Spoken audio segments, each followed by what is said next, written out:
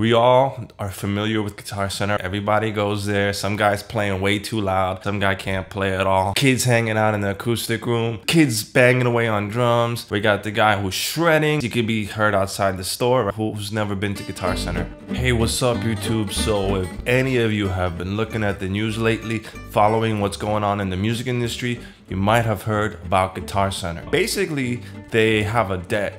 They are a corporation. Their business is based on debt and supporting their business through sales and projection of income. Guitar Center has been paying a debt, and they recently, mind you, they've done this before, they recently failed to make a payment on their debt. Payment that they missed was $45 million. That's a pretty big amount. Back in April of 2020, they also missed a payment, but they were able to get out of it. Now, we're all kind of wondering if this is going to happen this time as well. They have until November 15th to make the payment, so we still have some days to see what's going to happen, whether they're actually going to be able to continue running business as usual, or if they're actually going to declare bankruptcy. We all are familiar with Guitar Center. Everybody goes there. Some guy's playing way too loud. Some guy can't play at all. Kids hanging out in the acoustic room. Kids banging away on drums. We got the guy who's shredding. You can be heard outside the store. Who's never been to Guitar Center? Now, Guitar Center is a corporation. They have 300 plus locations, thousands of employees running on the storefront, inside of HR, behind the scenes, delivery, warehouse. We have a lot of employees that will be affected by this change. Guitar Center is a corporation that also has subsidiaries. Mind you, I have shopped with Musician's Friend before, and if you have as well, that means you've also shopped with Guitar Center. You might even have noticed that their websites are basically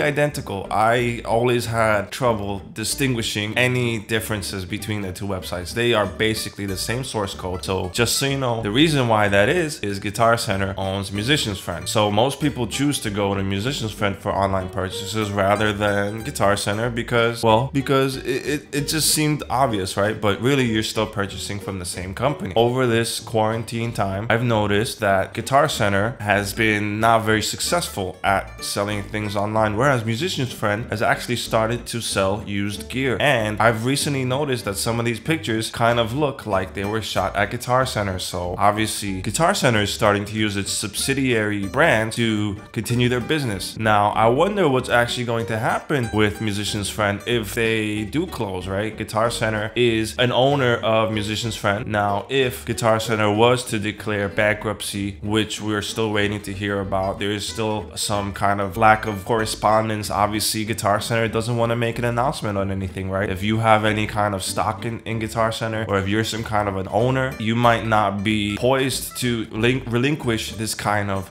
insider information right now. I think Guitar Center is a great brand. I think they're going to continue with their brand. I really hope so, at least, because Musician's Friend, they're very popular and they're very useful. If you're a musician, you know, you can count on them. They have a great return policy. If you order something and it turns out that whatever you ordered, it wasn't up to par, or some of the stuff, you know, and they're very cool about it. So I really appreciate both the brands. One thing I would really miss about Guitar Center is, well, you know, I like going to the physical location, and I like not just going to the location, because I like actually seeing the instrument. I like to hear the instrument. I like to play the instrument, right? I like to feel if it's ready to be played, right? Most of the time, if you get something online, it might not have been set up, or, you know, you really have kind of an element of surprise, which I would rather not have, especially something as personal as a guitar. Each instrument, each microphone, each piece of equipment, everything in this world is never 100% equal. It might be so similar that it's virtually indistinguishable, but in this case, with a guitar, or, well, I'm a guitarist, as you can tell over there, I'm also a percussionist. I need to see, and I need to feel, and I need to hear if I'm connecting with the instrument. The instrument is really an extension of your body, and therefore you need to kind of feel comfortable, feel confident that this is the one. It communicates with you and you communicate through it. I digress. So Guitar Center might not be able to continue business, and so what's going to happen to all these brands that are currently subsidiaries or owned by Guitar Center? Now, Guitar Center has some options. They could completely eliminate most of their storefronts. They could downsize and eliminate some storefronts. They could eliminate all storefronts. They could get a bailout. They can have a bank come in and they could trade their equity in to have another owner, and once again, which is something that has happened with Guitar Center before, they did sell a part of their brand. 2014, someone else could come in and suddenly, you know, Guitar Center might undergo some changes,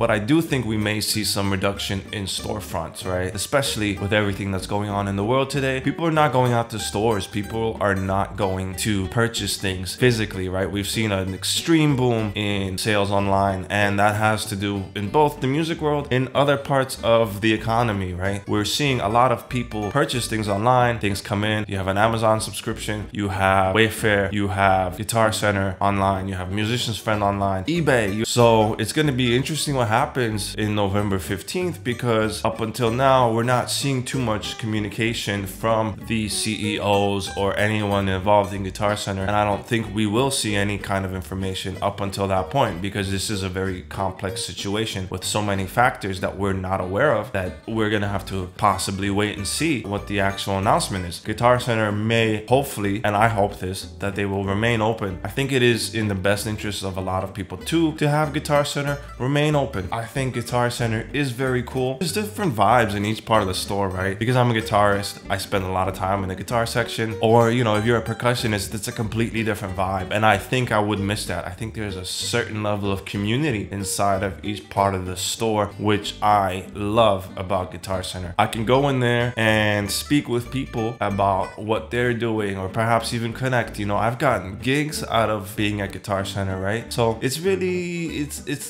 that part will be missed greatly, right? You cannot just bump into somebody online and be like, oh, hey, oh, I just heard you play, and I love the way you're playing, but I have this event and I need somebody, I need an extra guitarist, I need this. That's not gonna happen online, right? We're gonna see further changes in the way music and musicians kind of work together, and I think it'll be to the detriment of our already hurt community.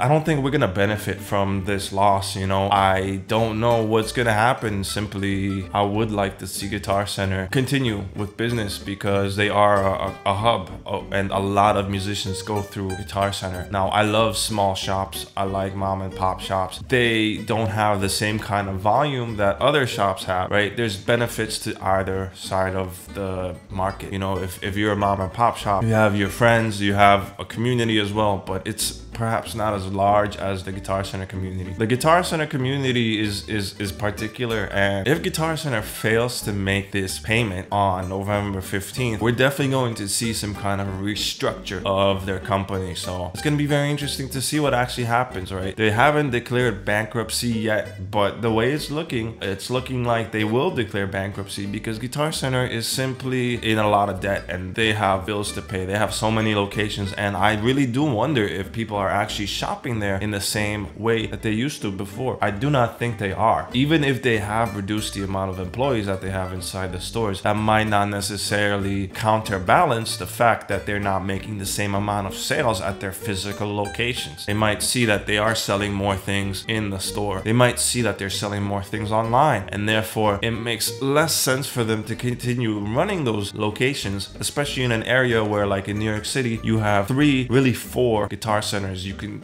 get to and purchase and try things, right? It seems like it might be saturated, but this whole metropolitan area has maybe 10 million people, perhaps less now that things have changed. But really all of these things make a difference in running a business, right? You're not going to run a business if you are losing money on it. If you're not getting any financial gain from it and you're working, there's little incentive to continue running the business. Just like Guitar Center perhaps is not seeing the return of their investment at this point in guitars and sales and having storefronts, right? We recently heard that Amazon is the first $1 trillion company, right? That is a number that is practically unimaginable. I mean, if that's a million. I mean, if you spent $1 million a day, you would be living on the Amazon budget, right? And so Guitar Center is a much smaller company, but Amazon benefited from being a purely online virtual business that has expanded from online into retail kind of locations. They have now their own shipping company, they have their own warehouses, they are a giant. Whereas Guitar Center was perhaps that giant, but now we're seeing this shift of selling musical instruments online. People, for some reason, just are not going to locations anymore. Perhaps people, because of coronavirus, are simply not going to the locations where they should be in order to support these businesses. We will probably see some kind of change in people's habits even further, right? But I don't want to see Guitar Center go. I do want to see Guitar Center survive. This is, you know, there's a lot of businesses I want to survive this. Now, I really hope that Guitar Center has some kind of a safety net that they can rely on. We will see in the coming weeks. November 15th is only 14 days away. That's only 2 weeks. That's not a whole lot of time for Guitar Center to make changes. That's a very rapid decision to be made. I think Guitar Center will probably make an announcement soon, and we're gonna see what's gonna happen in the business and how they're going to continue running to sell their instruments. And if they don't, I mean, we're probably gonna see some kind of a blowout sale, right? We're gonna see things on sale. So I don't know if they're actually going to blow out their whole inventory. It really depends on the fact if they're downsizing, they're restructuring, if they're simply going bankrupt. That means all of their instruments might be for sale, or, you know, another retailer might come in and purchase them. Maybe Amazon might purchase them, maybe SweetWater, who knows? I mean, we don't know what's going on behind the scenes, and we're gonna have to see who is going to survive in the end, because Guitar Center has been around for quite some time. So we want to see if they will continue to be a competitor in the instrument market. They used to also be a contender perhaps in the used instrument market. Now they're not really doing that anymore because they don't have people coming in as much, right? And we've seen the rise of competitors like Reverb, eBay, especially Reverb. They've really come up and kind of completely capitalized on that whole sector. They've basically removed the middleman that Guitar Center was, and that's where their success came in. All right, guys, thanks for tuning in. If you want more information, click up here, check out my other videos, subscribe, ring the bell, like, comment, and let me know what you think, because I always want to hear more about your opinions, your experiences at Guitar Center. Maybe you got a funny story. I think I'm going to do a video about funny stories that I've had at Guitar Center, because I could probably write a book about that.